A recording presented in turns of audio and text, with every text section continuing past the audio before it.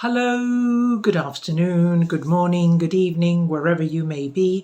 I hope you're having a good day or you've had a good day.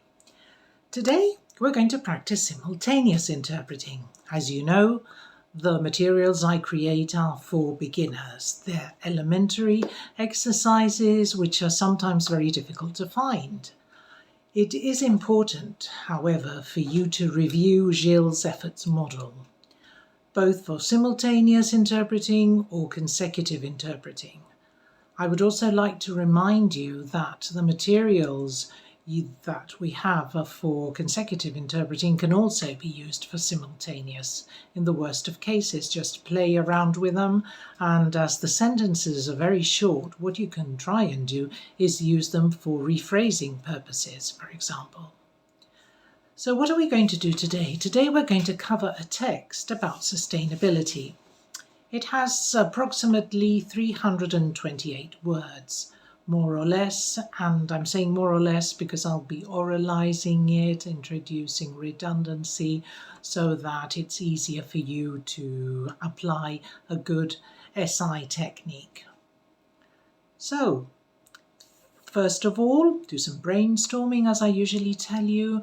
Try to think of the terms that might crop up. Try to think of the information that might crop up. And once you've done that, just go ahead and interpret.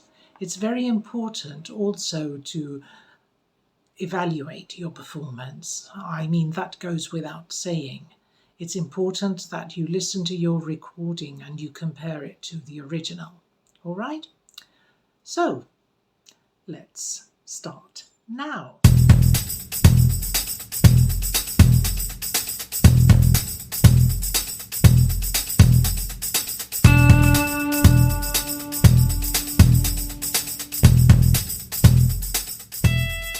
Sustainability.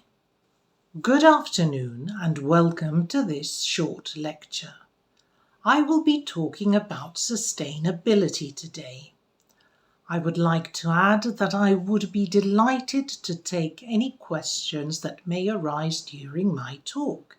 So please feel free to raise your hand and interrupt me whenever you wish. We are hearing more and more about sustainability, but do we really know what it means, the concept it covers, how many other concepts it encompasses? Well, let's see what the United Nations says about this. According to the United Nations, sustainability is about sustainable development. This is, and I'm quoting here, development that meets the needs of the present without compromising the ability of future generations to meet their own needs. So, being sustainable entails we are required to change our habits. Therefore, we're going to have to rethink the way we use electricity, fossil fuels, and plastic. We are supposed to support recycling, and whenever possible and weather permitting, we should walk and cycle more instead of using our car. Water is a particularly important resource, even more so in southern countries. This summer we are witnessing a severe drought, and the cause of it are the many periods of unusually hot weather that we are suffering in different countries like the United Kingdom. In fact, temperatures have risen up to 40 degrees Celsius for the first time in this country. We have seen wildfires at the same time spread all over Europe, and not only in southern countries, mind you.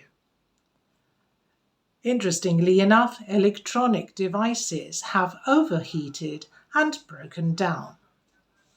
But there is always a sunny side to any situation. people have finally understood why in Spain shops close at midday. Siestas or afternoon naps are essential in Mediterranean countries. We stay in the shade when we go out.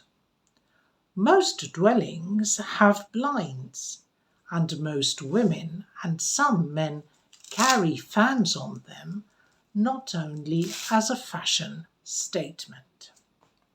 As you can see, most of these customs that I have just listed are sustainable. To conclude my lecture, I would like to tell you why I have brought this huge box with me. Please help yourselves to one of the most useful gifts you will be given in your lives. A fan like this one with the instructions on how to use it. Thank you very much for your attention.